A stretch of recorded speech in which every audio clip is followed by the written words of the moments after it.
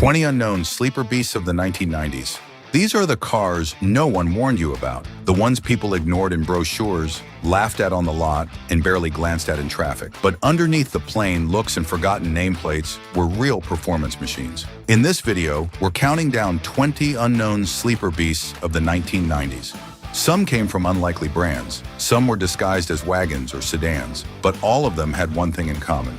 They were way faster than they looked. 1991 Mitsubishi Diamante 30 RSE. The Mitsubishi Diamante was never built to turn heads, but the 30 RSE trim, that one had claws. Under the hood was a 3-liter V6 engine with DOHC and multi-port fuel injection, pushing out around 210 horsepower, more than enough to surprise anyone who thought they were chasing a Camry. It was refined, quiet, and deceptively quick. When you floored it, the V6 delivered smooth power with a deep, satisfying tone that hinted at something much sportier than its badge suggested. The SE version came with independent suspension on all 4 corners, giving it a planted, confident ride. Combined with 4-wheel disc brakes and a wide track, it felt more European than Japanese. It offered a sense of control that most people never expected from something that looked like a middle management family sedan. For the early 90s, this was executive performance on a budget. You will not find many people bragging about owning a Diamante, but those who had the SE know it was more than just a comfortable cruiser. It was a stealth machine, fast, poised, and still overlooked today. From one smooth V6 to another, the next car came from Mazda and looked like it belonged in a boardroom. But under the hood, it had all the makings of a freeway sleeper. 1992 Mazda 929. At first glance, the Mazda 929 seems like a soft luxury car. It had big seats, wood trim, and the kind of ride you expect from something built for comfort. But Mazda had something sneaky in mind when they dropped in the 3-liter JEV6. It was rear-wheel drive, had a nearly perfect weight balance, and with around 200 horsepower, it moved with surprising confidence. What really set the 929 apart was its engineering. The suspension system was advanced for the time, featuring a multi-link rear end and a double wishbone setup up front. The result was a car that soaked up bumps like a sofa, but tightened up in corners like it had no business doing so. It did not scream performance. It whispered it through smooth, confident handling and well-timed acceleration.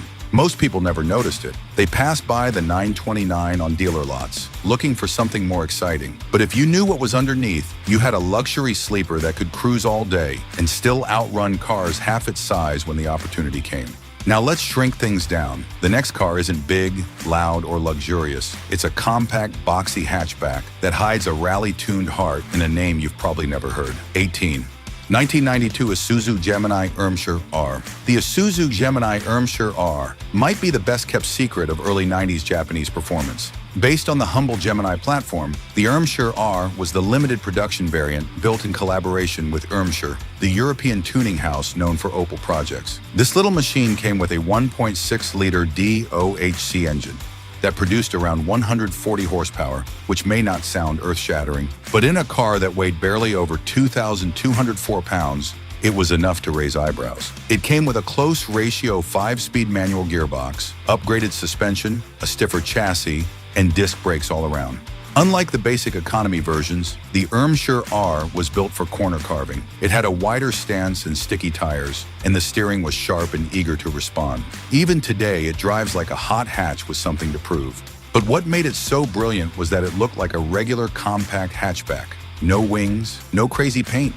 Just clean, square lines and an Irmscher badge that only a few knew how to read. In the right hands, this car could embarrass much bigger names on a back road. Now from hatchback to high clearance, we go from nimble to rugged. The next one may look like a small SUV, but underneath it is a turbo diesel sleeper with torque for days.